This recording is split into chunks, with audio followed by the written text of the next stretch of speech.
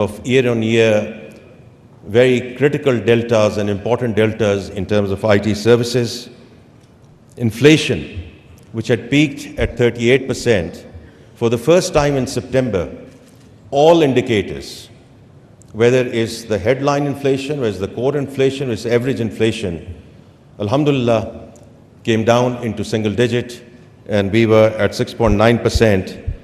And inshallah, that trajectory will continue as we go forward. And on the back of that, we have seen the reduction in the policy rate. There's more to do on that front.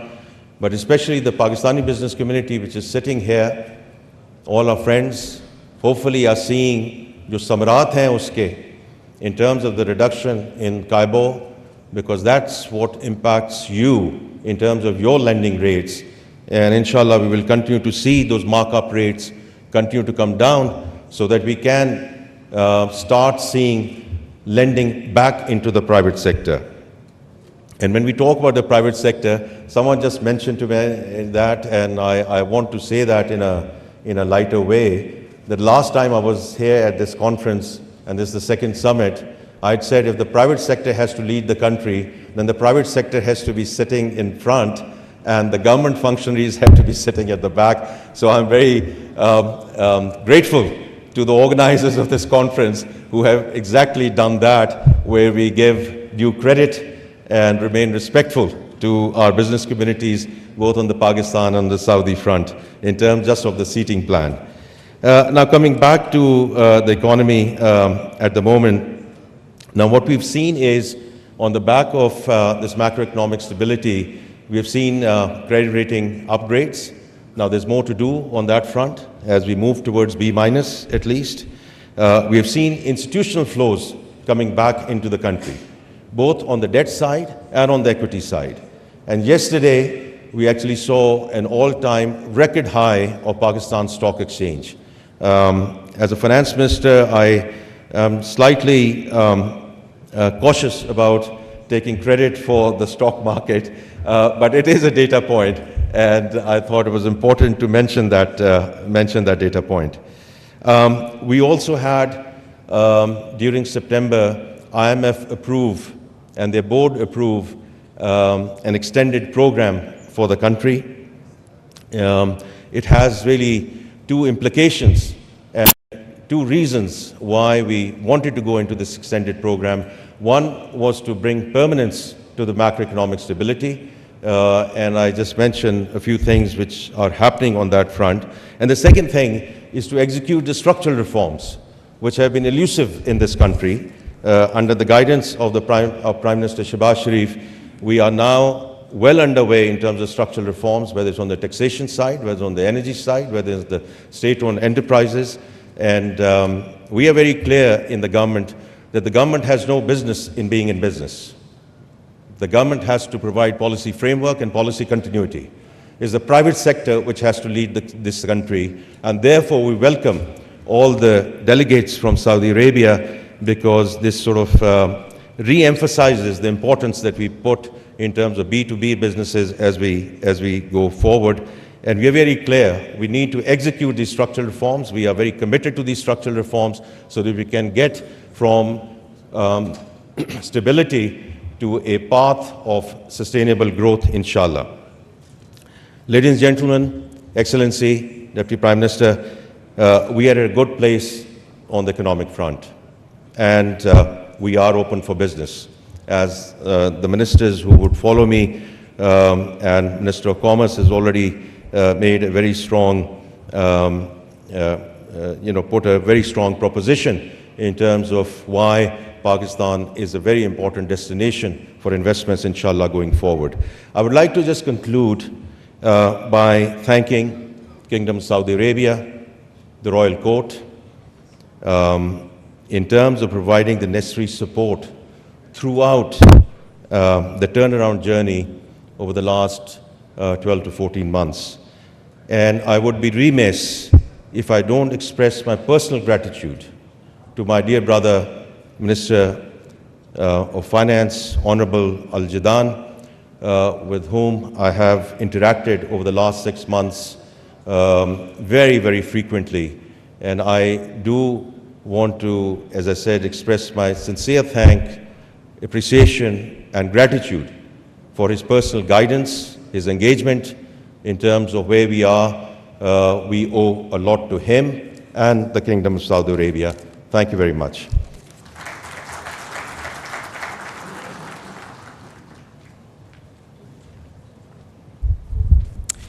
Thank you, Excellency, Federal Minister for Finance and Revenue, Senator Mohammad Aurangzeb, for your views. And as you rightly mentioned, the private sector has to lead the economy, and the economy is indeed in the growth phase. Ladies and gentlemen, the establishment of Special Investment Facilitation Council, SIFC, as we know, was a key milestone in establishing the right trajectory for tapping our investment opportunities. Now, I would like to show you briefly the potential and investment opportunities in Pakistan in this video.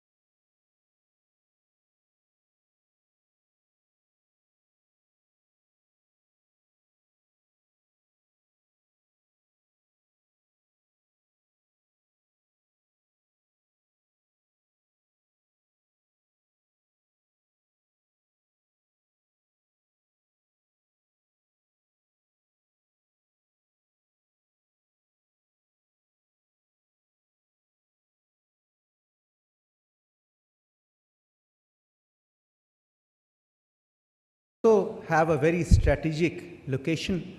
We are the gateway to South Asia. We can boast of our youth bulge, which is more than 65% of our population, and we are proud of our skilled workforce. We have an abundant reserve of natural resources, minerals, and amazing opportunities in the field of tourism also. Ladies and gentlemen, now I would like to call upon the focal minister for Saudi Arabia, His Excellency Musaddiq Masood Malik, who is also the Federal Minister for Petroleum, to kindly come up and give an overview of investment opportunities in Pakistan. Ladies and gentlemen, kindly welcome His Excellency Musaddiq Masood Malik, the Federal Minister for Petroleum.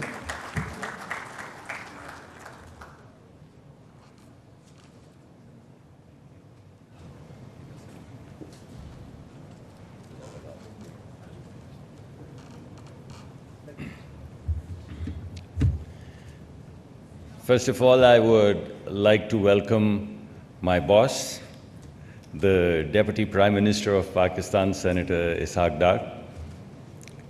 And I'd also like to welcome my old boss, His Excellency Mr. Khalid Al-Faleh, who was my first boss when I moved from Boston to Saudi Arabia. My first project and my first boss at Aramco was His Excellency Mr. Khalid Al-Faleh. So my current boss and my old boss both are present here.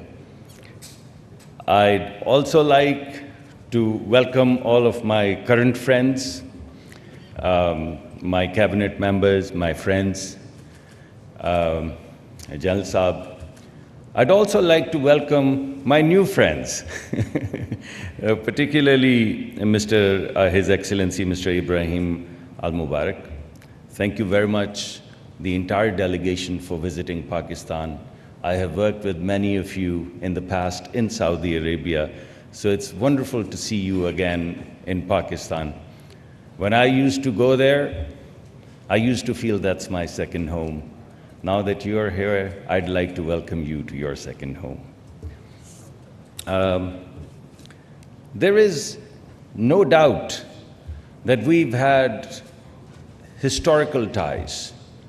Saudi Arabia is one country which has been Pakistan's ally forever. No matter how you cut it, you look at it economically, Saudi Arabia has been there. You look at strategically, Pakistan and Saudi Arabia have both held their hands. You look at it socially, our countries don't go as far back as our cultural ties. It spans over 1400 years. Nothing goes deeper. So, if Pakistan was to pick one ally, who would it be? One. It would be Saudi Arabia, the kingdom. And that's that, and that about says it all. We historically have had these ties in traditional areas. We've had formidable friendship. Now we will like to transition from formidable friendship to a journey of growth and development and become partners. We historically have been thinking about safety, and nothing is more precious to a Muslim and to Pakistanis than our two holy mosques. And every Pakistani, all 240 million of them, would shed their blood in us without thinking, without blinking, for the safety of the two holy mosques. But now we will like to define this in terms of security 360, in terms of food security, in terms of economic security, in terms of energy security. So we want to make this transition. We've been exchanging, trading forever in our domestic markets. But there's a big revolution brewing outside globally, and we'd like to plug jointly into now these global value chains. And so far, we've been producing a lot of commodities, and Saudi Arabia has a lot of exposure to the oil economy. But out there is an industrial 4.0 revolution going on, for which both countries are ready. And we'd like to join our hands and move from where we are to this new destination. And ladies and gentlemen, what all I have said, it ties in very neatly with the grand vision of His Royal Highness, the Crown Prince, seamlessly ties into it. If you look at the kingdom's vision, what do you see? You see growth. And when you look at Pakistani economic vision, what do you see? You see exports. So growth in Saudi Arabia, exports from Pakistan, they tie together. That's our journey. What else do you see? You see resource-intensive clusters and energy-intensive clusters in Saudi Arabia. And what do you see in Pakistan? Employment-intensive cultures. What do you see inside Saudi Arabia? A drive towards innovation, a drive towards diversification, a drive towards new technologies, new business models. And what do you see in Pakistan? A big thrust towards productivity. Everything that we are doing in Pakistan is about productivity. So when you put these things together, you see a natural synergy. We want remittances, you want indigenization, you want technologies. We have a lot of people, we have a lot of technology, we have a lot of engineering schools. It's all going to come together. In terms of your second thrust, a vibrant society, the values, the culture, the synergies. I think the only difference that you and I have, you and us have, is the thobe, and I have one at home. I was just telling His Excellency. So there you go. So behind the thobe, we are the same people culturally. You want Islamic values, we want family values. Our family values are what values? They're Muslim Islamic values. It's the same thing. You want a certain kind of vibrant cities.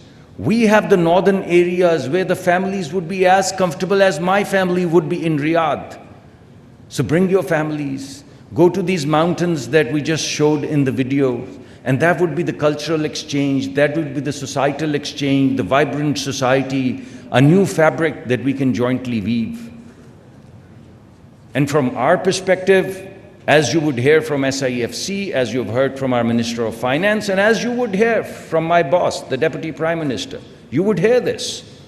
We are going to cut through the red tape and lay out a red carpet. That's our theme. You've already digitized. You're already creating a digital ecology. So everything comes together. Our vision, your vision, our vision together, it all converges as we move forward. We have a very clear strategy to do this, and I'd lay this out for you very quickly. First and foremost, we would leverage the assets that we already have. You know that we have mining resources, and you know that there is an electrification revolution brewing in the world. And the backbone of this electrification revolution is going to be copper. And we're probably the 6th or 7th richest country in terms of copper. And there's no electrification revolution without copper. And you have the biggest clusters of smelting in Saudi Arabia. You take this raw material, you smelt it, and we jointly move it downstream, and we've all plugged into this great revolution of electrification. So we leverage. You have the world's largest resources of crude, and we have a growing population and a stable economy which is poised to grow at 4 to 5%. So all of these crude resources we can lock into, from crude to chemical, from crude to liquids, a great opportunity. And you are digitizing, not just within Saudi Arabia, but creating a global footprint in terms of artificial intelligence, in terms of machine learning. And what do we have? We have engineering schools. We have more engineers than we can accommodate at a price which is unmatchable across the world. So we leverage these resources together to plug into global value chains. That's our first strategic thrust. And we open up new markets. In order for us to open these new markets, to build this economic highway, we need infrastructure. We need road infrastructure, we need rail infrastructure, we need port infrastructure. And what is the expertise that Saudi truly, if you look at, I always tell people, you go to Saudi Arabia, the kingdom, and you would see a revolution of capital investments the world has never seen. If you look at the transition of the kingdom over the past 20, 25, 30, 35 years, the history of mankind has never seen any revolution of infrastructure like the kingdom has put together over the past few decades. So with that kind of expertise in infrastructure and this kind of need of infrastructure, you put this together and you get all the answers. So we have the infrastructure both to unleash our mining resources, but also to tap into new Central Asian markets. A whole new economy which is sitting out there. And finally, as I mentioned, we've already moved towards security, and you would see through the day, through the course of the day, you would see food security, you would see health security, you would see pharmaceutical investments, you would see joint programs, physician exchanges, educational exchanges. So you're going to see all of that, what I call 360 security. And we've already spoken about the culture. These are the 13 strategic sectors that Vision 2030 has highlighted. And right now, all of the programs that we are putting together, they would seamlessly plug into the sectors that you've already highlighted. We want to build synergy. So you would see today that we've already highlighted 7 to 8 sectors, and we have 35 value propositions in these sectors that you've highlighted. So we're putting in front of you things and directions in which you already want to go. Nothing new. And these are exactly the sectors, whether it be healthcare and pharmaceuticals, whether it be financial services and the role that we can play in terms of back end, whether it be consumer goods and retail. Right now, when you look at Neom City or when you look at other grand projects, what do they need? They need construction materials. And when you walk into the northern areas of Pakistan and you see mountains, what do you think these mountains are? These are construction materials. They're granite, they're marble. They're all construction materials. And finer construction material than you would get from Italy at a price which is a fraction. So businessmen sitting here, they know exactly what to do with that. And that's exactly the direction in which we want to go.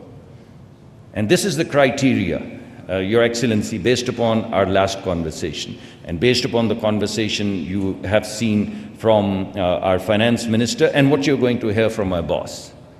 You will see that we're going to titrate every single project that we put in front of you against these evaluation criteria, against investment returns, risks, capabilities, strategic and innovation and technology. And in the teasers that we've put together, and you have the booklet, you would see the first cut of these evaluation criteria. You will find the high-level information on every value proposition. You'd find elements of these criteria in the teaser. And when our businessmen and your businessmen, they join hands and they sit together and sign NDUs, you would begin to see the details of all of this information. These are the projects. You have the teasers. I'm not going to spend a lot of time on them, but all of these areas are the areas that you've already highlighted in Vision 2030. Our success, your success, jointly together would bring about a revolution. And I'm confident that we'd be able to participate in it and make a success of it. And in order to make a success of it, as our Chief of the Army Staff yesterday also mentioned, we've put together SIFC. When we say from red tape to red carpet, what we mean is SIFC. What used to happen in a year now happens in a month. Very soon, it will happen in a week. We've put together a strategy which is going to de-risk you. And right now, we've hired the best in class people to take these ideas, to take these teasers, and make them very detailed value propositions through process of due diligence and business plans. I'm sure we'll succeed, but only if you hold our hands. Thank you very much for your attention.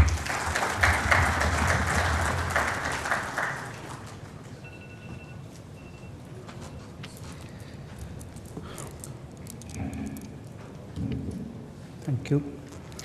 Thank you very much, Excellency, and Excellency Musaddiq Masood Malik, for your enlightening views. And obviously, the motto is, the idea is to create synergies between both our countries, whereby our visions can be actualized by leveraging our assets, building infrastructure, ensuring food security, and sharing cultures. You also identified 13 strategic sectors for the Vision 2030, whereby we need to build synergies.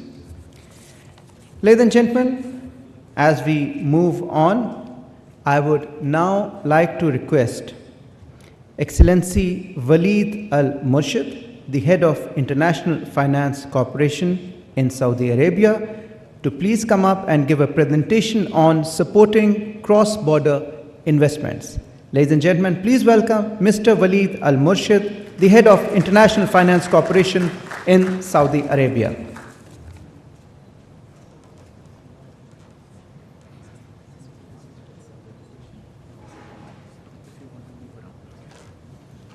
Assalamu alaikum wa rahmatullahi wa barakatuh. Your Excellency, thank you for giving us the opportunity to present IFC supporting cross-border investment between Saudi Arabia and Pakistan. I have my colleague Zishan, Head of Pakistan Office, to introduce himself. Is this working? Thank you. Hi, good morning. My name is Zishan. I head IFC for Pakistan and Afghanistan. We're grateful, Waleed and I, to have an opportunity to talk to you a little about the way IFC views investment opportunities cross-border between Saudi and Pakistan. And the reason we're happy to have this opportunity is both Pakistan and Saudi Arabia are strategically critical countries for us. These are countries where we have significantly stepped up our engagement. And a big part of our role as a development institution is to promote cross-border investments by credible private groups in Saudi Arabia into Pakistan, but also credible Pakistani groups into Saudi Arabia. And that's really the crux of what we're going to present. We only have a few slides. Happy to then answer any questions later on. Waleed, do you want to kick us off?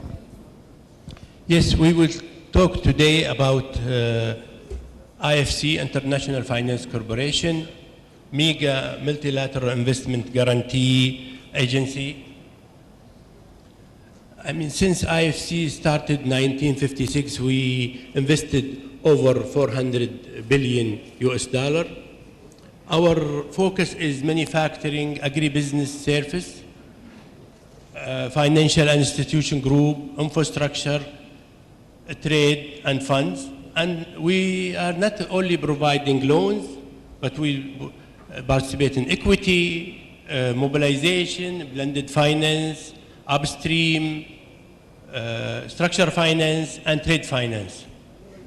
Also, we provide advisory, and it is very important in our region, providing PPP privatization,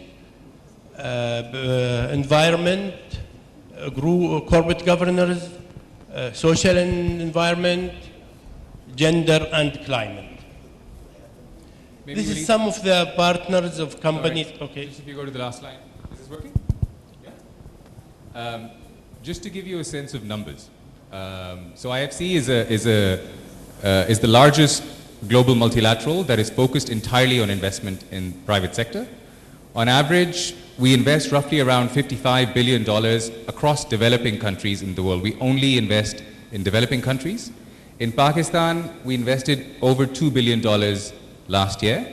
And the idea really is to scale up what we do, not just in other countries around the world, but also in Pakistan. We'll talk a little more about what we're doing in Pakistan in the subsequent slides. This is some of the partners that we worked with in Saudi, in Pakistan, and globally. I'll just highlight some of these companies, like Aqua Power. IFC worked over 10 years with Aqua Power, financed them in many countries, and we participate in equity. I'll give other example, Marai, Saudi German Hospital, and etc. But one of the things that we established many companies in Saudi, and it was the first company. Example of Saudi Home Loan, this is the first housing finance company over 15 years. And His Excellency Minister Musaddiq, he was part of us to advise us on establish the first housing finance company.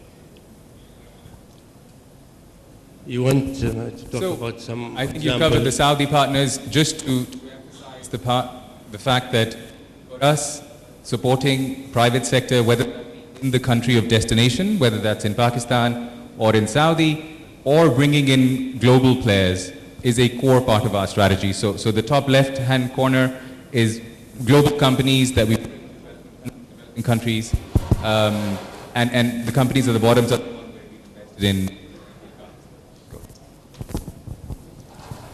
I mean, just to highlight what is our priority in Saudi. Cross-border investment, South-South investment. We worked recently with over 60 companies in Saudi Arabia, helped them expand their investment cross-border, and we invested over $4 billion US. And also we focus on selective transactions that is first of a kind, like housing finance, insurance, leasing, and we do advisory, especially PPP, SMEs, corporate governors. And I will just highlight, like first airport, Medina Airport, first private airport in GCC. This is done almost over 10 years ago. First health project.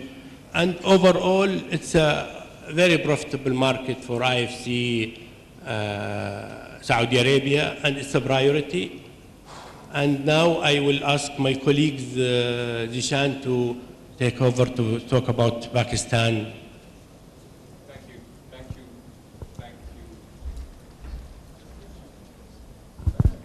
Thank you, Waleed. So just to give you a little bit of an overview on what we've been doing in Pakistan and how we view things going forward. So IFC has been active in Pakistan for over 50 years. We've invested in pretty much every sector of significance in Pakistan over the years.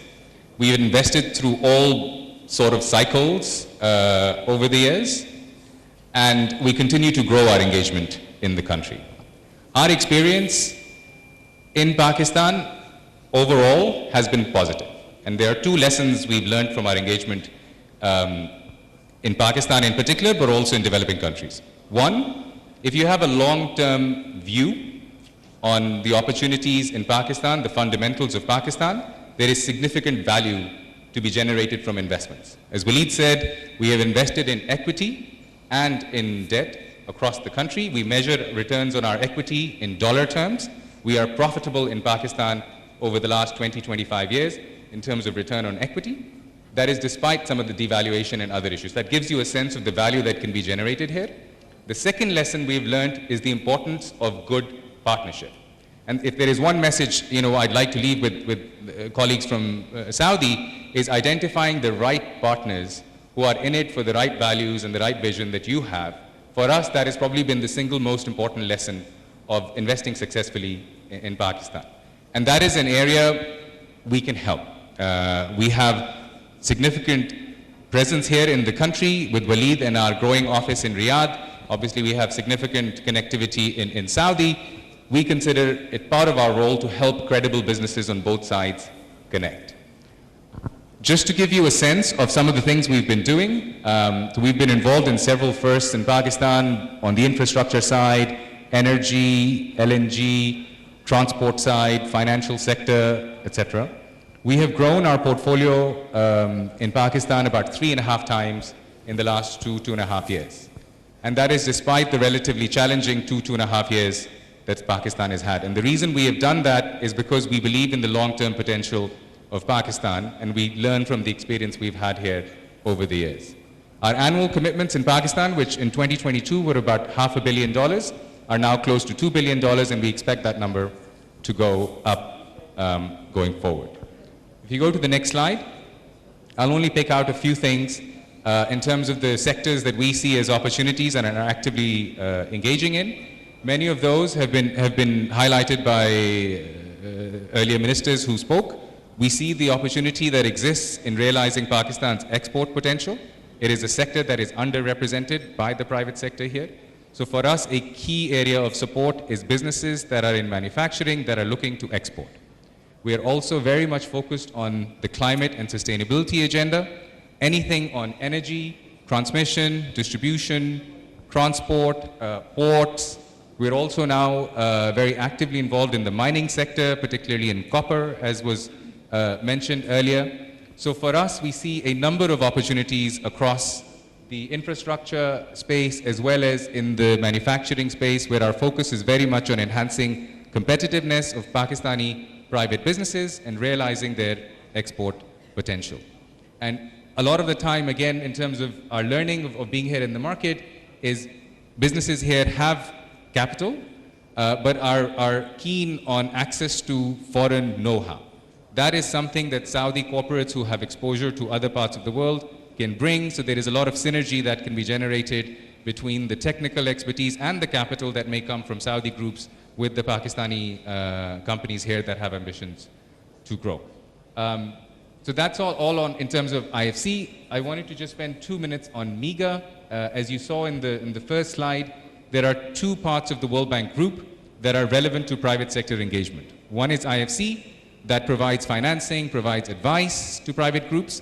The second is MIGA. MIGA is essentially an entity that provides risk insurance for foreign investors coming into developing markets. And there are a number of typical risks they cover. The three main categories are political risk insurance, credit enhancement, and then trade finance. Within political risk insurance, there is insurance for transfer restriction and convertibility, expropriation, war, civil disturbance. In credit enhancement, probably the most powerful tool that MIGA has is called non-honoring of sovereign obligations. And then the final one is on trade finance. These are very important covers that foreign companies, whether they're coming into Pakistan or other developing countries, can take advantage of. It provides them comfort. And again, MIGA has been active in Pakistan for several years.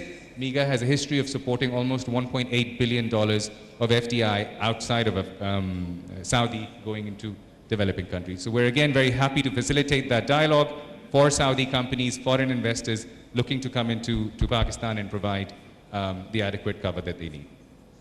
I think we'll bring our presentation to a close. Thank you again for the opportunity. Again, very happy to support the initiative, both on the Saudi side as well as on the Pakistan side, to increase private sector to private sector engagement. Please consider us as a partner in this. Thank you. Finally, I would like to thank His Excellency Engineering Khalid Al-Faleh for his support for IFC and making this happening. And we assure you that our team in Riyadh and in Islamabad ready for Saudi companies or Pakistani company for any support that they need. Whenever they need, we are available. Thanks a lot for this opportunity. Assalamu alaikum wa rahmatullah.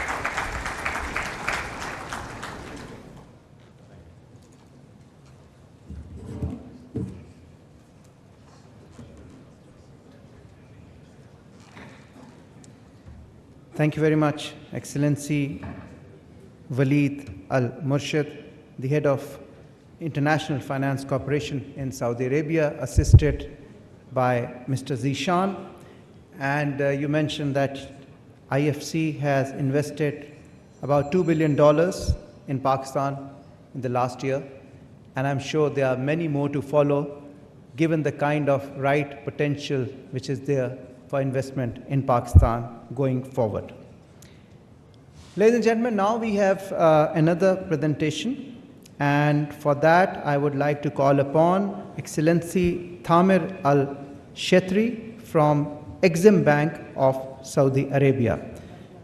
Please welcome Excellency Thamir Al-Shetri from Exim Bank of Saudi Arabia.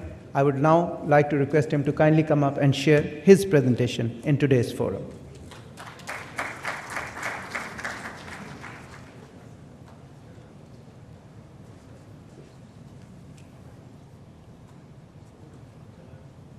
Your Excellencies, the Prime Minister, Your Excellency Engineer Khalid Al-Faleh, Excellencies, the Ministers, the Ambassadors, ladies and gentlemen, distinguished guests, Assalamu alaikum wa rahmatullahi wa barakatuh. Actually, it's my first visit to Pakistan, but even though I feel home, I would like to quote what His Excellency Khalid al-Falih said yesterday. We are sharing the same values, the same faith, and even the same culture. And I hope that we will share a bright future in front of us because of the bright plans that we both have in front of us. I would like to speak about the Saudi Exim Bank, but speaking about this entity, extending to speak about the vision of Saudi Arabia, because the Saudi Exim Bank just started 4 years ago with the spirit of the Saudi vision. Actually, 7 or 8 years ago from now, we established, His Royal Highness Prince Mohammed bin Salman established the Saudi Vision 2030, which is the second wave toward the future for the Saudi economy. We are changing the composition of the Saudi economy. In the 70s, it was the first wave of the Saudi economy. The oil price at that time was booming, so we established many funds and many companies and many entities that help us at that time to be rich at this time.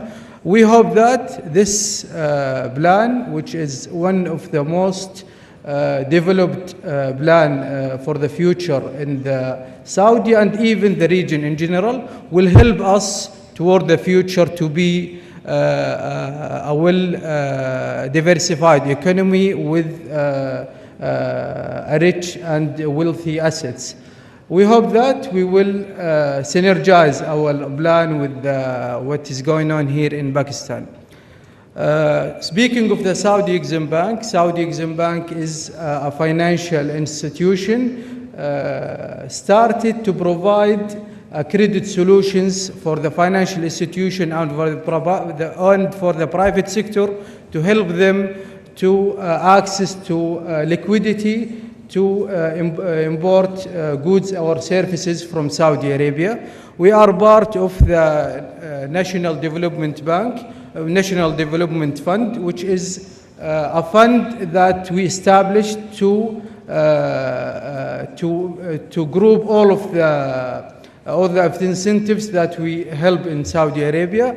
We are even under the Vision 2030 through the NIDLIB, the National Industrial Development and Logistic Program, which was headed by His Excellency Khalid al-Falih. As I mentioned, our goal is to help the Saudi to diversify our economy aside from oil. So we are helping the Saudi exporter and even the importer from outside of Saudi Arabia to import from Saudi goods and services. In general, we are working to maximize the economic impact of Saudi Arabia by working hand in hand with our clients to achieve the financial stability of the bank and even for the economy in general by applying the best practice that is used in the international market in general. We are categorize all of our clients into two categories. The first one is the financial institutions.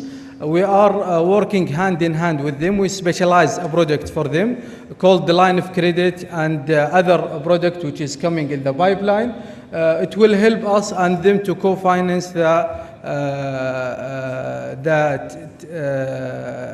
financing for the trade in general. And the other category of the clients we are providing is the private sector. We are providing them with very competitive loan that they can utilize to import from Saudi Arabia. This is the most important slide in my presentation, which is categorizing all of the products that we are providing across all of the beneficiaries from the clients. We could see that Our product is for all of 3 categories, and they all come beneficiaries from it. This is the main products that we have. It's categorized into 2 groups, the financing group and the insurance group. The financing group, we have a line of credit, which is our flagship product, where every private sector in any country could access to a capital in their local banks, where they can import from Saudi Arabia. The other thing is, the other pillar of our category is the insurance pillar, where we help the private sector to invest wisely by utilizing the insurance product we offer in Saudi Exim Bank, which is, we do it co-insurance with many international institutions around the world. This is the categories we are focusing on. It's covering all of the product that we are providing in Saudi Arabia, and not only the product, even the services. The way how to apply to our product is very easy. Just go through our website, and you will find, just with few clicks, you will find a dedicated team that will help you directly. Thank you very much. I would like to thank you for your patience, and I hope that it will be a second, not the first cooperation between Saudi and Pakistan in general. Thank you.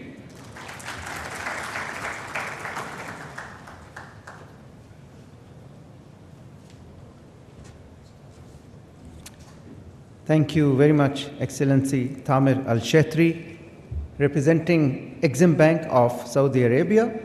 And obviously, the main priority of Exim Bank is to facilitate trade and provide security for exporters, which is rightly being done. And obviously, you would like to capitalize on the potential that Pakistan is offering in terms of investments. Ladies and gentlemen, now I would like to call upon His Excellency Mr. Abdul Aleem Khan, the Federal Minister for Investment, to come and address this August gathering. Please welcome His Excellency Mr. Abdul Aleem Khan, the Federal Minister for Investment.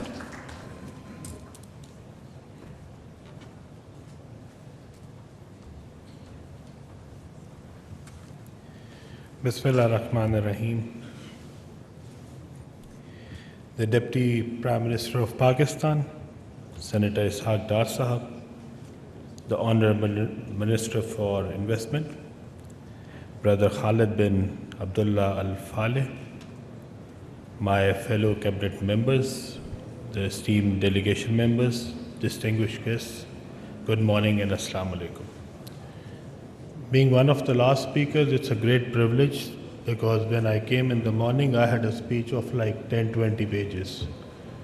Now, after the speeches of my brothers, I am left with at least 1 or 2 pages. So, especially after the speech of my brother, the elder brother, Dr. Professor Musaddiq Malik, I have hardly anything to say, but I would still try to say something.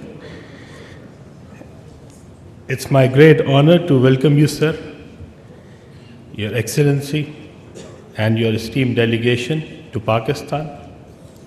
I would like to thank the leadership of Saudi Arabia for extending invaluable support and assistance to Pakistan whenever Pakistan needed. The government of Pakistan and the people of Pakistan deeply appreciate the support provided by the kingdom during all these years. We are especially grateful to the custodian of the 2 holy mosques, His Majesty the King Salman bin Abdulaziz, and His Royal Highness Prince Mohammed bin Salman. The people of Pakistan pray for His Majesty's good health and long life. I am very pleased at the ongoing discussion between the government entities within the framework of Saudi-Pakistan Joint Task Force. I hope that your government and private sector delegates will have the opportunity to take forward some of these discussions during this visit. I am also confident that with the institutional and policy reforms that we have introduced, more Saudi investors will be encouraged to invest in Pakistan. I would like to congratulate the team of both sides for B2B MOUs and agreements which will be signed during this visit. The ongoing discussions, exchanges of visits, Saudi Arabia's commitment towards strengthening economic engagements within Pakistan, I'll highly appreciate it. I hope this forum provides a unique opportunity to build deeper commercial ties between Pakistan and Saudi Arabia. We invite Saudi businesses to explore the wide range opportunities of investment Pakistan has to offer. The Government of Pakistan through SIFC, Board of Investment, Ministry of Privatization is fully committed to support and facilitate foreign investors in every sector. Together we can create a future where economic cooperation between our nations drive mutual growth and prosperity. In the end, I am grateful to everyone who took time out, came here and participated in today's forum. Thank you so very much.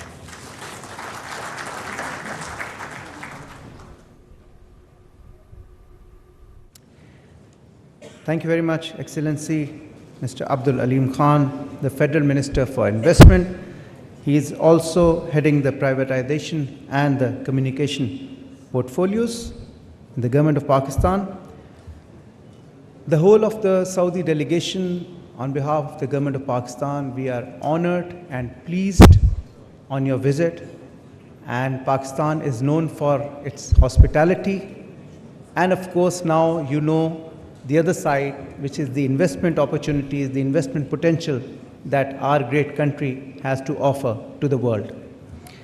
I would now like to call upon His Excellency Mr. Khalid bin Abdul Aziz Al Faleh, the Minister of Investment, Kingdom of Saudi Arabia, to kindly come up and address this august gathering. Ladies and gentlemen, please welcome His Excellency Khalid bin Abdul Aziz Al Faleh, the Minister of Investment, Kingdom of Saudi Arabia. Excellency.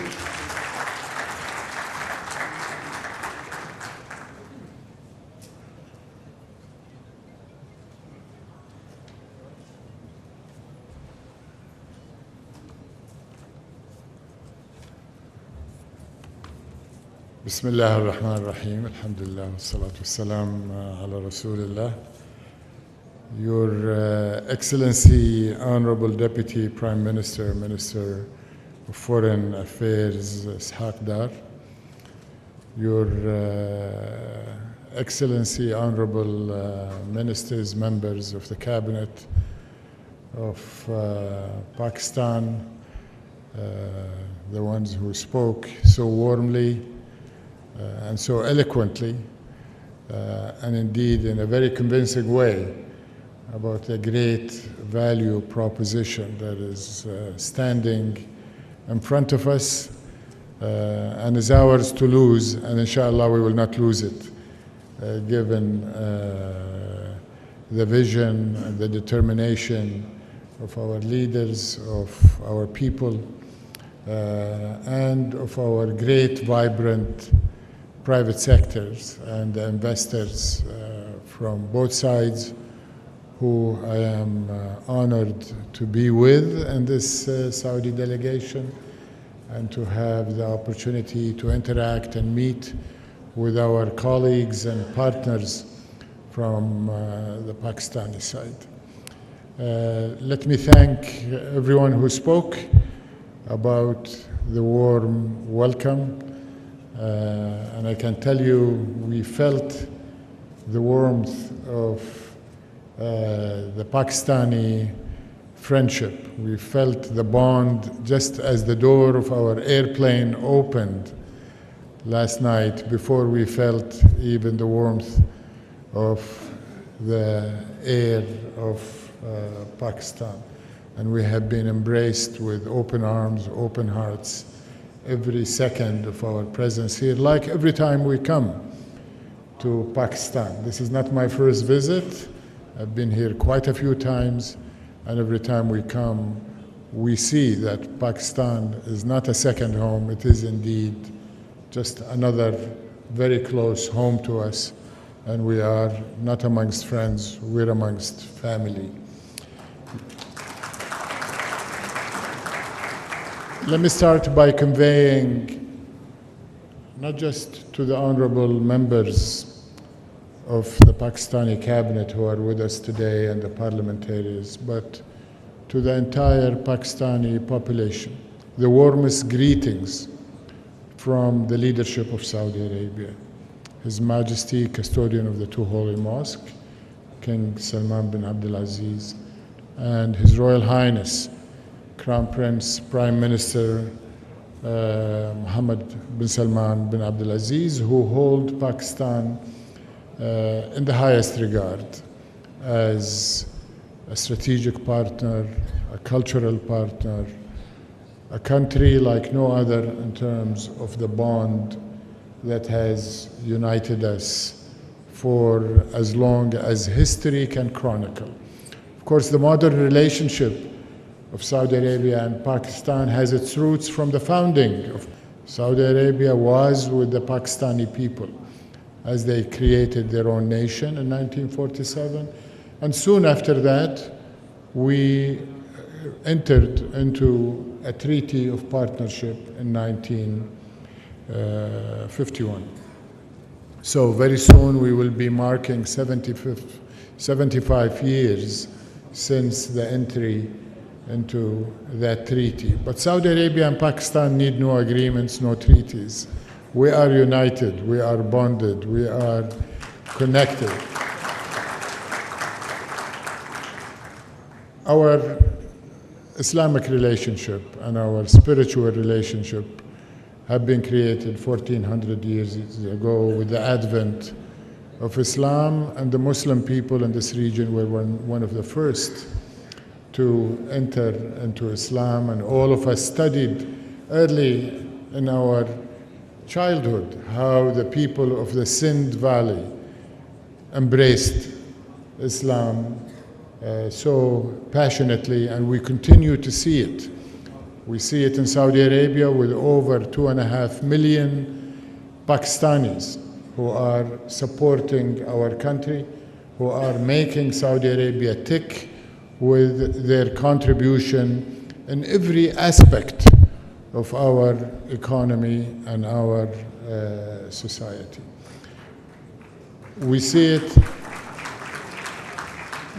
it in over 160,000 Pakistanis who participate every year in Hajj. We see it in over 1.8 million people who travel to Saudi Arabia for Umrah every year, and in a way fuel that bond that unites our people. I am grateful that after our arrival last night, we saw that warmth and that bond and that reception from the top of the leadership of Pakistan. The Honorable President of Pakistan, Asif Ali Zardari, who is traveling today to a foreign destination, insisted on receiving us late in the evening last night and spent a good amount of time impressing on us his own personal belief and commitment to the relationship between Saudi Arabia and Pakistan, and that Pakistan is always there for Saudi, and that he sees the potential, the complementarity, the synergies, the great value proposition that each of our country makes available to each other if only we would realize it. And he called on all of us today to work towards that common objective. We spent a good amount of time with the Honorable Chief of the Army Staff General Sayyid Asim Munir Shah, and he spoke also from the heart, as well as from the mind, as well as expressing in numbers that are very, very compelling, what the value proposition to the Saudi private sector from partnering with Pakistan. And he expressed his commitment that he will see to it that all matters of red tape will indeed be replaced with a red carpet treatment for Saudi investment. And he recalled how he and Crown Prince Mohammed bin Salman saw to it to create this special one-stop shop, a special single window, this special bureaucracy elimination mechanism, the Special Investment Facilitation Council, SIFC, which many of the honorable members of the cabinet are also members of and are seeing through that mechanism, as well as the other reforms that are undertaken by the Honorable Prime Minister, will undertake to make Pakistan not only one of the highest return investment destination, but one that is low risk, very much financeable, bankable, and attractive for Saudi investors. And the Honorable Prime Minister will be speaking to the Saudi delegation later this evening, and will be presiding over an exchange of agreements and MOUs totaling 27 that will be signed throughout the day. Many of them have already been negotiated and agreed, and will be announced today, over $2 billion. And these are very much organic agreements that have been reached without the strong facilitation that we're embarking on. I'm happy to hear what the ministers have said. I'm happy about the efforts of the Ministry of Commerce and its commitment to increase the trade. Trade between Saudi Arabia and Pakistan has already increased significantly by 80%, from 3 billion in 2019, $3 billion to 5.4 US dollars. We are also reasonably encouraged by the number of Pakistani investment licenses that have also more than doubled in the last couple of years, reaching 2,000 Pakistani investors in Saudi Arabia. And the FDI stock in Saudi Arabia of Pakistani investment is already exceeding 1.6 US dollars. We are committed to and extremely encouraged by the announcement by His Royal Highness the Crown Prince committing the front end of Saudi investment into Pakistan, which is $5 billion.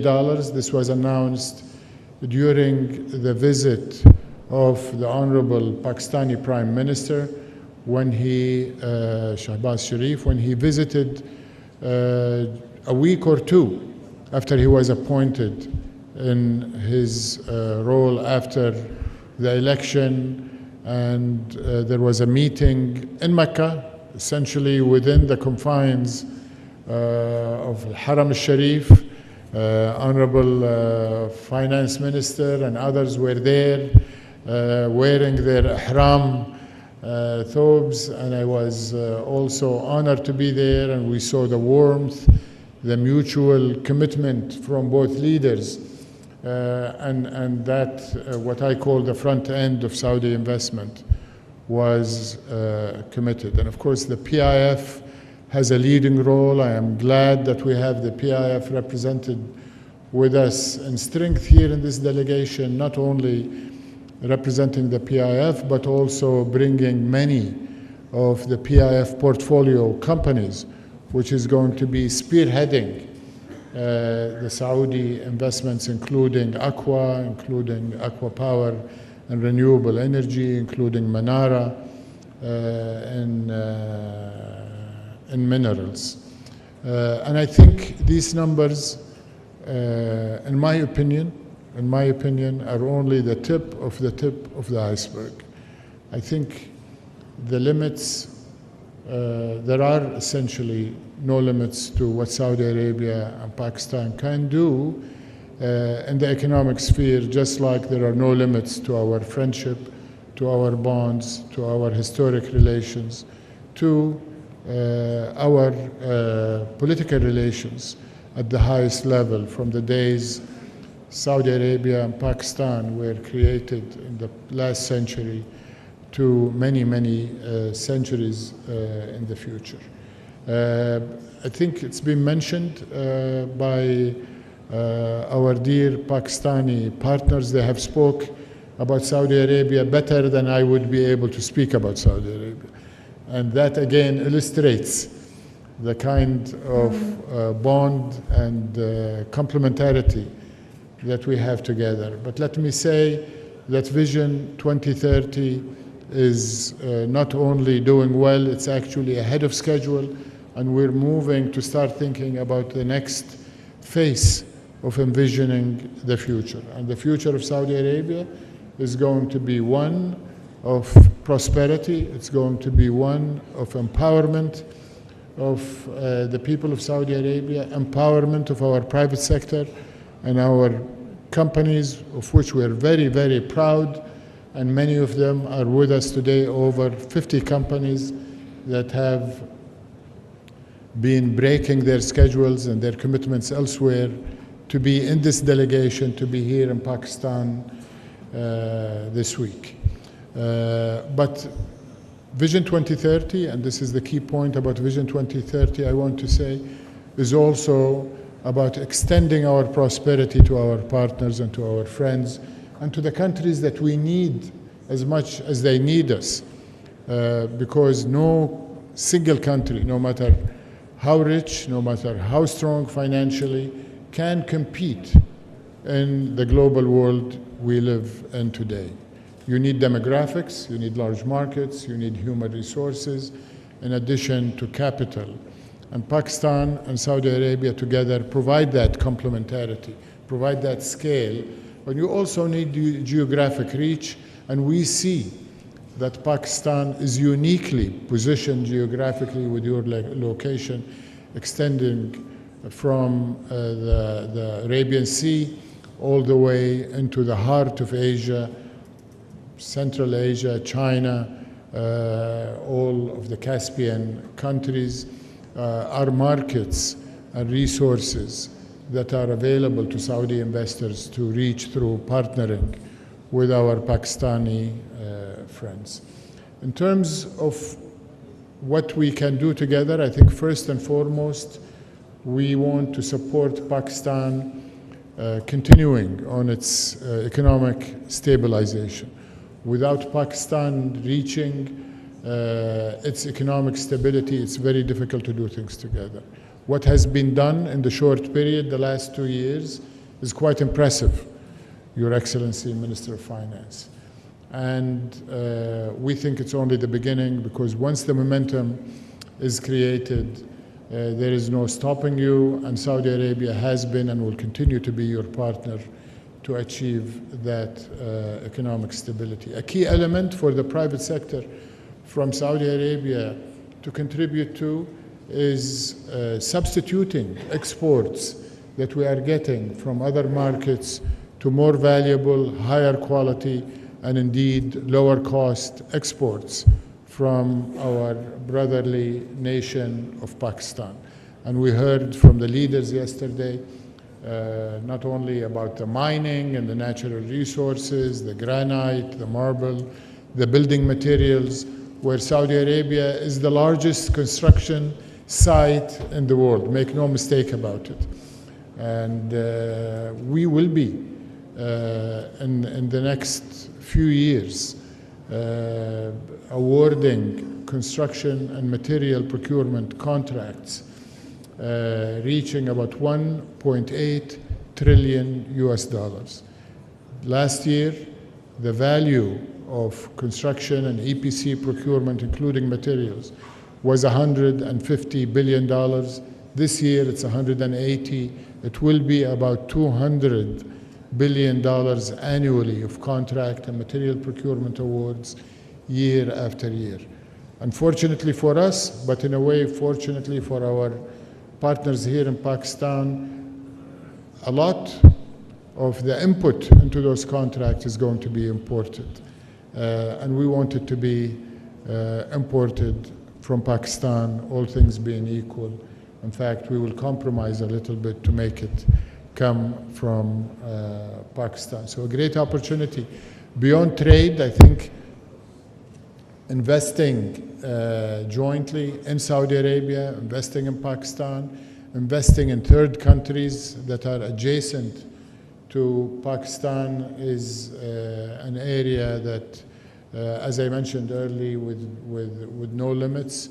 We see energy as a natural. The kingdom has been and will continue to be the kingdom of energy, the global leader in conventional energy. We're investing, continuing to invest in oil and gas, and His Excellency Minister Sajjad mentioned oil to chemicals is a big area for growth, and we want Pakistan as a big market for chemicals to also participate with us. But the big area of growth, the new area of growth in energy for us is renewable energy. Solar, wind, hydrogen, green ammonia, green methanol, not only for the consumption of your large population and what is starting to be a vibrant, high-growth economy here in the heart of Asia, but we hope that we will allow Pakistan to also export this green energy given the endowment you have. Mining and minerals, as mentioned already last night and today, is truly quite significant. Electrification is already sweeping the global economy. Saudi Arabia is committed to it. All of our auto manufacturing sector is centered around EVs and electrification. We have, given our position, it's quite remarkable, given that we are the kingdom of oil, we are the global leader in terms of reserves, resources, production, exports in oil. We have bypassed the internal combustion engine and the diesel engine and leapfrogged straight into electric vehicle. That means that not only are we going to consume those EVs in Saudi, we're going to export them, but also we see the electrification sweeping the world. We see the demand on high voltage cables for transmission across borders and within countries. And we see that happening in Asia, from Pakistan all the way to Central Asia, where there is a lot of capped electric production that needs to be exported. But the unlock for that, as mentioned, is going to be copper, aluminum, and cable manufacturing. And this is one of those areas that we can't wait to work together to unlock for Pakistan, for Saudi Arabia, and indeed for the global economy. I am glad that we have with us a newly formed joint venture, Manara, between PIF and Ma'aden, our national champion in mining, and they are eager to start a number of initiatives in mining, but the first one we hope to conclude in the next few weeks will be for them to enter into the Reko Diq project with the state-owned enterprises of Pakistan and Barrick Gold, who is working in Saudi Arabia and sees our partnership as additive to the project. And I think this is just sort of a pilot project that we hope will be multiplied many times over. We see ICT as a huge area where Pakistan has a near unlimited potential. The key ingredient for ICT is human talent, and we believe in Pakistani talent. We have seen them in Saudi Arabia since the modern Saudi Arabia started bringing global human resources. Pakistanis were one of the first to come to Saudi Arabia and create Aramco through their human resources. Pakistani expertise was there early for our banking sector, and as Musaddaq mentioned, even as consultants and subject matter experts. He mentored me and taught me. He was very humble when he called me his boss.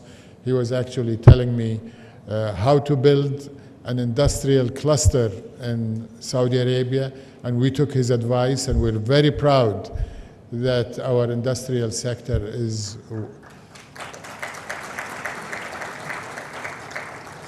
one of the fastest growing, the most competitive, certainly in the region, and we aspire for it to be a global manufacturing and industrial powerhouse in Saudi Arabia. We're looking to make Saudi Arabia the hub for global supply chain resilience, not just to meet domestic and regional, but global. And we want to do that by leveraging what you have in Pakistan. And I talked about mining, I talked about energy. We certainly want to leverage your human resources and your ICT sector. We have coined our reshoring initiative in Saudi Arabia as green shoring, to bring that green energy, and I think we can extend that concept to Pakistan if we can employ the Saudi companies that are active in renewable energy generation to embed it in some of the mining resources that have been mentioned, given that Pakistan, I understand, could be the 4th richest country in copper. So ICT, from manufacturing of components to software development, cloud computing, AI, data processing hub. Of course, food security has been brought to the fore with the recent conflict in Europe. The Russia-Ukraine war, I think, reminded the rest of the world that food security is a global issue. And it's certainly an issue in Saudi Arabia, where for generations we've been enjoying imports of Pakistani grains, especially Peshawar rice from my childhood. I remember it was our favorite food stock. Of course, meats and poultry, aquaculture and fishing, and the list goes on. We believe Pakistan, as we heard yesterday from the Honorable Chief of Army Staff, can become again the hub for global food security, not just for the Arabian Peninsula. Saudi Arabia is investing heavily in global acquisition and global direct investment from Latin America to Europe, Ukraine, Africa, and we're investing, of course, in South Asia and Central Asia, and we would love for Pakistan to be a key hub for agriculture, food processing, value add, and export to third countries. Honorable Deputy Prime Minister, Minister, these are only a few examples of what I see as low-hanging fruits, continuing with the food metaphor, and really ready for us to grab and turn into opportunities, to increase the confidence that thousands of other Saudi companies need to have to come with the 50 companies that came with me today. And we need to also create a highway that brings the great capabilities of Pakistan and the Pakistani people to continue what they are doing in Saudi Arabia, not only contributing to the Saudi Arabia of the future that we're building with Vision 2030, with their human talent, but also to bring the capability of Pakistani enterprises. And for them, from both sides, I can tell you, in no uncertain terms, and I've heard it repeatedly from the leadership, from my boss, from the leadership of Pakistan last night, and the Prime Minister during his visits to Saudi Arabia in March and in May when he came for the World Economic Forum special meeting. Both governments are committed to allow, to permit, to facilitate for the private sector to take its due position as the locomotive that will be pulling both economies, both governments, both leaders, everybody on the government side of both nations sees that the private sector is the driver of our respective economies today and certainly will be more so in the future. So you can count on us to be right there with you, behind you, supporting you to make the opportunities that are right there for you to grab. And once again, I say there is no limit. The sky is the only limit to what we can do together. So thank you, Your Excellencies. Thank you, ladies and gentlemen.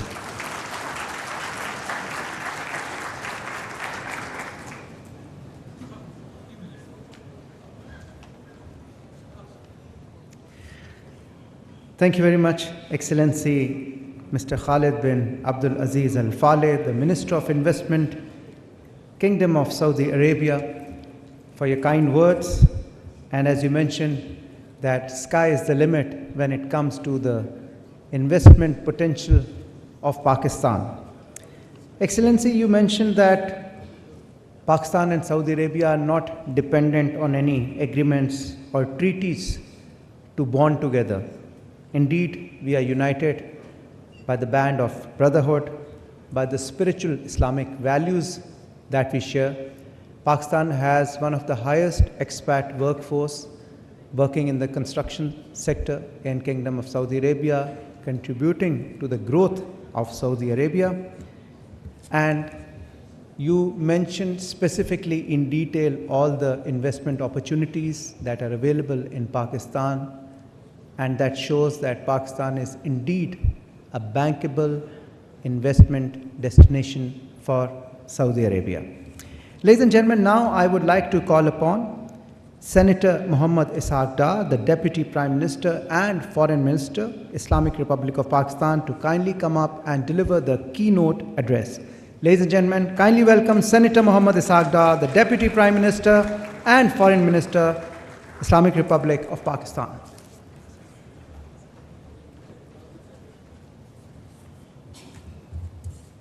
Bismillahirrahmanirrahim. Nahmaduhu wa nusalli ala Rasoolil Kareem. Excellency, Minister for Investment, Engineer Khalid bin Abdul Aziz Al Faleh, Honorable Vice Minister Investment and members of the delegation from Saudi Arabia, Honorable Cabinet colleagues, worthy National Coordinator SIFC, government officials, Pakistani business leaders, ladies and gentlemen, Assalamu alaikum and very good morning. It is indeed a great pleasure to listen to our great guest, Engineer Khalid Al Faleh, very candid response to my all colleagues. Combined together, he covered everything. And my compliments to you, Excellency, that perhaps you have also curtailed my speech as well. Thank you very much indeed. It is indeed a distinct honor and privilege to welcome you all, dear brothers, from Saudi Arabia in Islamabad, which is, I would call, your own home. I won't use the word second home. This is your own home. This occasion marks yet another chapter in the enduring friendship and strategic partnership between our two brotherly countries. Pakistan and the Kingdom of Saudi Arabia have a deep-rooted, time-tested relationship. This bond, enriched by shared history, faith, and values, holds a significant place in Pakistan's foreign policy. The people of Pakistan have always held the custodian of the two holy mosques and the Honorable Crown Prince, His Royal Highness, and the leadership of Saudi Arabia in the highest esteem. I would like to take this opportunity to express our profound gratitude to the Saudi leadership for their unwavering support on multiple occasions. The latest being, as explained by my colleague, Finance Minister of Pakistan, in the recent challenge we had as a country vis-à-vis multilateral institutions. We remain firmly committed to the sovereignty and territorial integrity of Kingdom of Saudi Arabia and stand ready, shoulder to shoulder, with our Saudi brothers and sisters through thick and thin.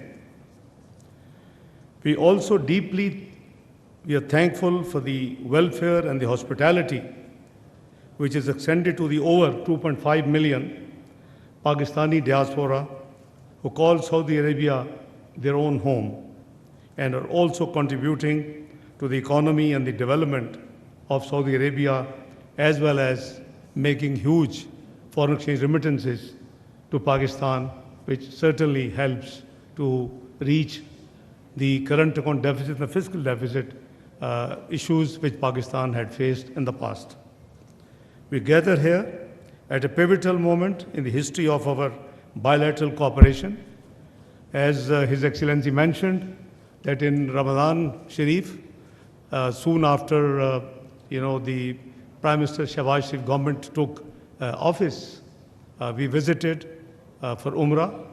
And Excellency, when we came back from Medina Munawwara, because we landed in Medina Munawwara, there was an invitation that before iftar, we join His Royal Highness the Crown Prince. Now, there was a debate between our team, the Foreign Office, that whether we should wear in ihram. I said, nothing doing. This is the best dress you can have. So we will go in ihram. So as very rightly His Excellency mentioned, that we went in ihram to the Crown Prince Palace, and we had wonderful iftari as well as mutual dialogue, which ended up around Fajr with a joint communique for $5 billion. In addition to previous commitments, I'm clarifying, Excellency, you have a bigger trawl, because I was involved after Sajjad in the guest palace, and we had communication by my very dear brother Prince Faisal and his team, and the ambassadors were shuttling between the Crown Prince Palace and the guest palace where we were staying. So, Excellency, I think we have a great opportunity, and your visit, Excellency, with a huge delegation alongside the officials and the business leaders of Saudi Arabia is a testament to our shared vision and underscores the enduring partnership between our two nations. Excellency, I would also like to highlight Pakistan's journey toward economic recovery. My colleague, Finance Minister, has thrown light. After continuous and concerted efforts, we are now on the road to sustainable growth. We had challenges, undoubtedly, but Excellency, it is not too old story. I'm talking 2017. This country had reached the 24th economy of the world. And the best economic indicators we demonstrated. 4% inflation, less than 2% food inflation, 6% GDP growth, highest foreign exchange reserves, still not broken, and all the indicators, were at best. And we were moving with a speed to join G20, a country which is nuclear, a country which is missile power, only needs to be economically strong. And this was the journey we were trying to make on double effort to reach the G20 in next few years. But unfortunately, certain elements, external and internal, and coupled by COVID, the pandemic, this journey was derailed. So we are back. Prime Minister Shahbaz Sharif made double efforts during his last tenure, 22-23, and now the focus is total economy, that we should go back to our goal of joining G20. And I think working together, I think it is not an impossible task. Our new homegrown program, supported by the EFF facility, which Honorable Finance Minister mentioned, on 25th of September, makes a significant departure from our past.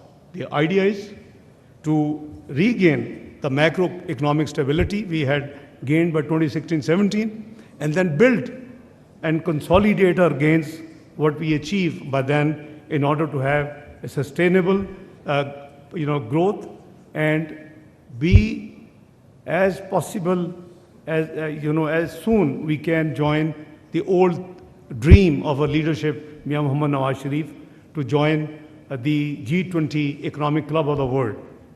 A strategy revolves around reforms aimed at promoting productivity and competitiveness, fostering both domestic and external competition, and creating space for private investment. We are right-sizing the role of the state, reforming state-owned enterprises, and improving the quality of public services, spending on infrastructure with fast speed. This structural reforms effort is being contemplated by the commitment of sound macroeconomic policies. The stable exchange rate is now functioning as a key factor in aligning market conditions as our economic indicators have improved. Furthermore, monetary policy is focused on bringing inflation down, and State Bank of Pakistan has predicted that we would reach, not too far away, between 5 to 7%. It's already, as Finance Minister shared with you, 6.9% as compared to high 30s just a year and a half ago. We have taken steps to ensure that our economic revival agenda is supported by a sustained effort to strengthen tax administration with broadening of the tax base. Despite the difficult and often unpopular decisions which has been taken by Muhammad Shahbaz Sharif's government so far, these reforms are already yielding positive results. Economic indicators are moving in the right direction. Inflation has come down substantially. Our credit rating has shown improvement, and the current account deficit is narrowing, as shared by the Finance Minister. These achievements not only signify a turning point for Pakistan, but also make our economy a more attractive and stable environment for foreign investment and partnerships.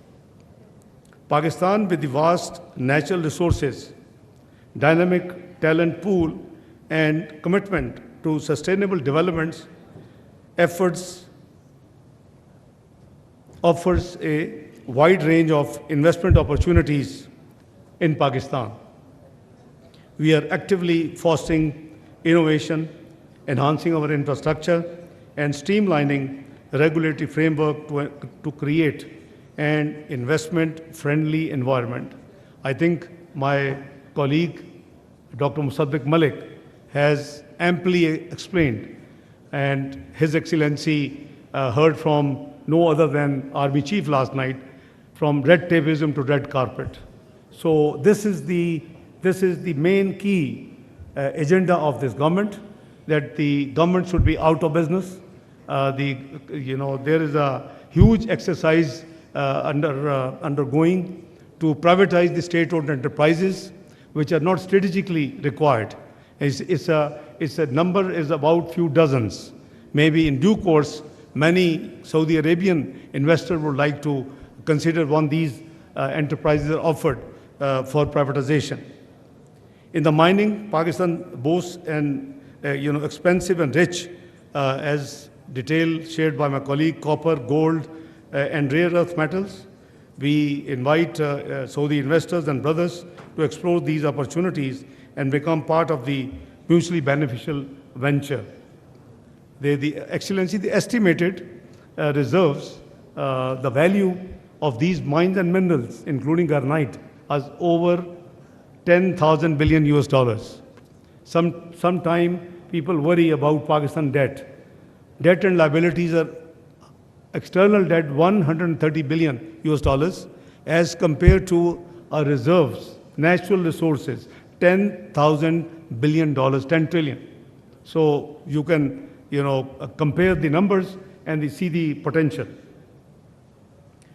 Our IT sector, supported by thriving startup ecosystem and a highly skilled workforce, presenting unique opportunities for investors to be part of this digital transformation journey. And Excellency, I understand on 11th tomorrow, you would be visiting NESTAC, and you will be amazed to see, the development Pakistan has taken in the IT sector.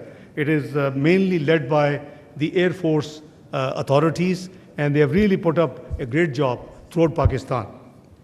In agriculture and livestock, Pakistan fertile lands and extensive waterways produce a diverse range of crops and goods for both local and global markets. These sectors offer immense potential for investment and collaboration. Moreover, our commitment to renewable energy is unwavering. With strong government initiatives, we aim to achieve 60% clean energy capacity by 2030, offering lucrative opportunities in solar, hydroelectric, and other renewable energy sectors. Excellency, as you mentioned that the Army Chief shared with you, the possibility of Pakistan to be, providing and a food security, provider. It is a reality. We have vast lands which are cultivable with certain modern technology, and his team is already working with SIFC and the government relevant quarters on the agriculture. I think there are 4 areas where we have a great potential: IT, mines and minerals, agriculture, and food security elements. So let me assure you that your visit, Excellency, marks a significant milestone in our bilateral relations. We look forward to the signing of multiple memorandums of understanding, and thank you for the valuable participation of yourself, your team, your Vice Minister, and Excellencies and the business delegations who are here. I may be missing the historic MOU ceremony. I was just sharing with Excellency, the Investment Minister of Saudi Arabia, that I am being asked to accompany our President of Pakistan to Turkmenistan for an official visit of just a day, but it's their 30 years constitution celebrations. So if I get leave, I'll be happy to join. But otherwise, I'm sure my prayers and my duas will be with you for all the success to you and your delegates. Excellency, the MOUs include, I understand, wide range of sectors, mainly semiconductors, energy, livestock, manpower, and IT. These MOUs are a result of dedicated follow-up by your Excellency and your side and our side, public and private sector entities, of the direction given by the leadership of both countries, which you very kindly mentioned. We hope that the signing of these MOUs will usher a new era of cooperation between our private sectors. I would also like to commend the honorable members of the Saudi delegations for their commitment to do business in Pakistan. These engagements will pave the way for fruitful discussions and agreements, and inshallah will further strengthen our strategic partnership, which is already very, very brotherly, close partnership in the areas of economic areas, trade, security, defense, and all cultural, all areas. We are working very closely. But I think with your guidance, your help, and your leadership qualities, I'm sure we can reach to a new strategic highest level, ever high in the history of both countries. Excellency, we are eagerly anticipating the visit of His Royal Highness, the Crown Prince and the Prime Minister, Prince Mohammed bin Salman, to Pakistan. And as you very kindly mentioned, that the visit had been scheduled, but because of certain unavoidable medical reasons of the king at that time, mashallah, he's doing quite well. He's fully recovered. So this visit was, temporarily postponed. So we are all as a nation looking forward, to the visit of His Royal Highness at his earliest possible, opportunity. This visit will not only further strengthen and put a strong bond in our strategic partnership, but will also pave the way for more collective efforts in various sectors we are jointly looking, Excellency. Once again, I extend to you, Excellency, and your delegation a very warm welcome to Pakistan, and I wish you a very pleasant stay. It's a very brief stay. I think you should plan, in consultation with your old colleague, Dr. Musaddiq Malik, some break in Pakistan. He showed you the mountains, he lured you and your delegation. There's a wonderful places in Pakistan, which you will never, you will forget Switzerland. And it's such a organic beauty there, untempered, that you will love to then, repeating your visits to Pakistan, I can assure you. And let me tell you, Excellency, also, this country's economy has a great resilience. We have demonstrated, when we were declared macroeconomic unstable country in 2013, early 2013. The general election had to take place, and we were told this country will get out of the quagmire in 12 to 15 years. And no matter which political party would win, it will take that long period to deal with the challenges. Nobody believed it's only 3 years. Under the leadership of Pakistan Muslim League Prime Minister Nawaz Sharif, and now his successor is, Prime Minister Muhammad Shahbaz Sharif. And it's only 3 years to reach from the macroeconomic unstable place to 24th global economy. Now, this is the resilience this country has and its economy has. So, working together, there's a great potential. I talk even broader. The Ummah, the 57 countries, if they work together, they have everything which they require to be the world global power. So I think we need more coordination, more cooperation. As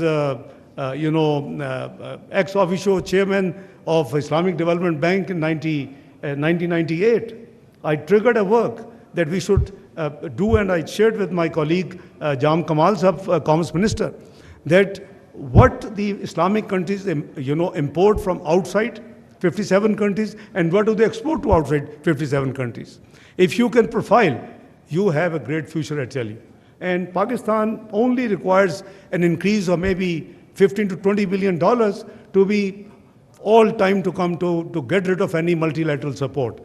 So let me assure you, Excellency, that Pakistan is a great potential, and I'm a personal witness because I've been in politics since early 90s. I've been investment. By the way, I'm the founder of the investment board in Pakistan. That was my first responsibility in 92, 93. Minister of State for Investment, and now SIFC is part of Board of Investment, and General Sarfraz is doing with his team a wonderful job to provide one bit of facilitation. So let me tell you, Excellency, that we have a great scope to work together, to take a partnership to a very ever high level, and I wish you a very pleasant stay, your delegation, and I'm sure together our countries working together to thrive, benefit not only for the two nations, but also contribute to the global and regional peace, stability, development, and prosperity. As we embark on this journey together, I assure you of Pakistan's commitment to work closely with our brother Saudi Arabia to turn our shared vision into a reality. And I'm personal witness to the generosity, to the hospitality, to the cooperation in the all areas by the Saudi Arabian leadership in the last at least 4 decades, around 4 decades I have been involved. So I wholeheartedly once again thank you and thank your delegation. I wish you all the best and look forward to be interacting with you more frequently. Thank you very much and God bless you all. Pakistan, Saudi Arabia, brotherhood. I will not say friendship. Brotherhood, Zindabad.